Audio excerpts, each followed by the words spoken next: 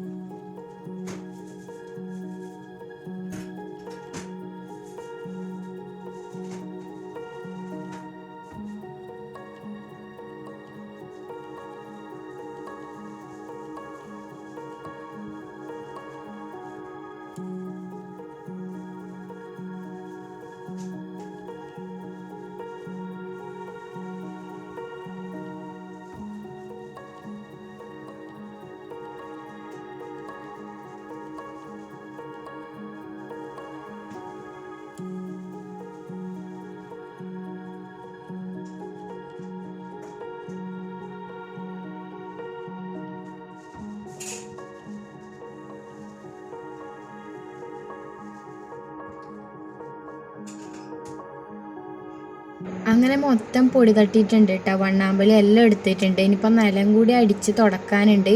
അങ്ങനെ കട്ടിലും ജനലും അതുപോലെ കപ്പാട്ടും സൈഡും വണ്ണാമ്പലി എല്ലാം ഞാൻ മൊത്തത്തിലൊന്ന് എടുത്തിട്ടുണ്ട്. പൊടിയെല്ലാം മാറ്റിയിട്ടുണ്ട്.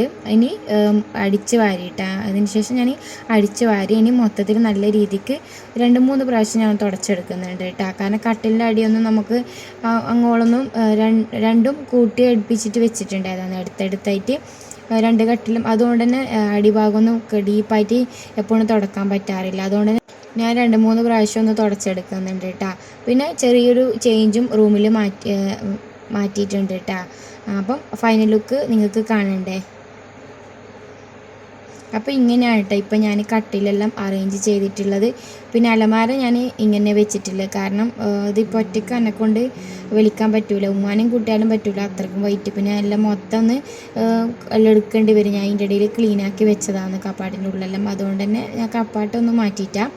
പിന്നെ ഞാനിതാ 2 കട്ടിൽ 2 സൈഡായി ആക്കിയിട്ടുള്ളത്. അപ്പം ഇങ്ങനെ വെച്ചാൽ നമുക്ക് ക്ലീൻ ചെയ്യാനെല്ലാം എളുപ്പമായിരിക്കുമല്ലോ. അതുകൊണ്ട് ഞാൻ ഇങ്ങനെ വെച്ചിട്ടുണ്ട്. അപ്പം എൻ്റെ ക്ലീനിങ് വീഡിയോ എല്ലാവർക്കും ഇഷ്ടപ്പെട്ടെന്ന് കരുതുന്നു.